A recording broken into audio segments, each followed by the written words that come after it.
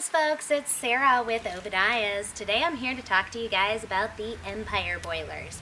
Directly behind me I do have the Empyre Deluxe 250, which is manufactured by Profab. Profab included Empyre Boilers, Cozeburn Boilers, and also the Pelco Boilers. I get a lot of calls in regards to water leaks and what to do once your unit pops a leak.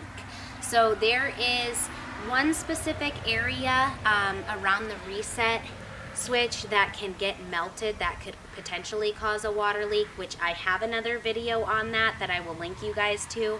But in general, if your boiler system has popped a leak, at that point in time, essentially it needs to be welded. And that can be very, very difficult to find the exact location of the crack to be able to weld it and replace it. Now, also what happens is if it's not welded properly, then sometimes that weld will tend to pop open in a very short amount of time.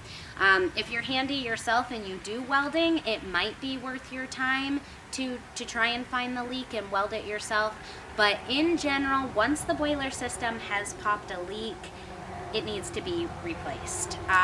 So I just have this question a lot. I want to go ahead and give you guys the information on what to do in the event that your boiler system is leaking.